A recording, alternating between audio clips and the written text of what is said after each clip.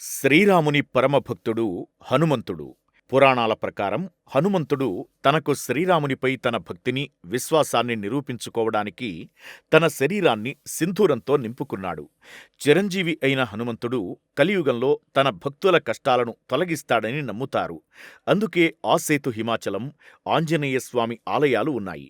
చిన్న చిన్న గల్లీ నుంచి భారీ విగ్రహాలు దర్శనమిస్తాయి.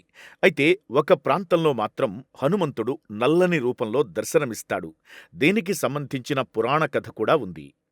రాజస్థాన్ రాష్ట్రం జైపూర్లోని హవామహల్ సమీపంలో హనుమంతుడి ఆలయం ఉంది. ఇక్కడ ఆలయంలో హనుమాన్ విగ్రహం నల్లని రంగులో ఉంటుంది. కనుక ఈ ఆలయాన్ని నల్ల హనుమంతుడు ఆలయం అని పిలుస్తారు. ప్రతిరోజు భక్తులు ఇక్కడ హనుమంతుడి దర్శనం కోసం వస్తారు. అయితే ఈ భక్తుల రద్దీ మంగళవారం అత్యధికంగా ఉంటుంది. ఈ ఆలయంలో హనుమంతుడు తూర్పు ముఖంగా ఉన్నాడు. దేశంలో హనుమంతుడికి సంబంధించిన అనేక ఇతర దేవాలయాలు ఉన్నాయి. అయితే ఇక్కడ మాత్రం నలుపు రంగు విగ్రహాన్ని పూజిస్తారు.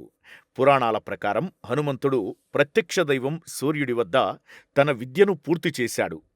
అప్పుడు తన గురువు సూర్యుడిని గురుదక్షిణ కోసం అడగమని కోరాడు. అప్పుడు సూర్యుడు తన శిష్యుడు హనుమంతుడితో తన కుమారుడు శనీశ్వరుడు తన మాట వినడం లేదని, అతణ్ణి తిరిగి తీసుకురావాలని అభ్యర్థించాడు. ఇదే తనకు ఇవ్వాల్సిన గురుదక్షిణ అని చెప్పాడు. గురువు కోరిక విన్న హనుమంతుడు శనీశ్వరుడి వద్దకు చేరుకున్నాడు. అతని తండ్రి వద్దకు తిరిగి రావాలని ప్రార్థించడం ప్రారంభించాడు. అయితే శనీశ్వరుడు హనుమంతుడిని చూసిన తరువాత చాలా కోపంగా ఉన్నాడు. అప్పుడు శనీశ్వరుడి దృష్టి హనుమంతుడిపై పడింది. దీంతో హనుమంతుడి ఛాయ నల్లగా మారింది.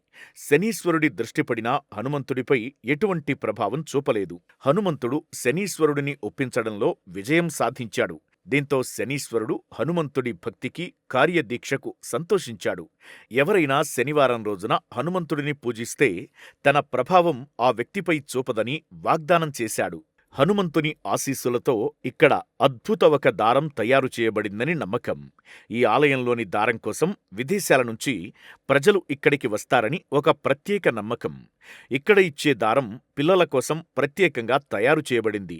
ఇది పిల్లల ఆరోగ్యాన్ని బాగుచేస్తుందని నమ్మకం. అంతేకాదు, హనుమంతుని దర్శనం కోసం తల్లిదండ్రులు తమ పిల్లలను దూర ప్రాంతాల నుంచి ఇక్కడికి తీసుకువస్తారు.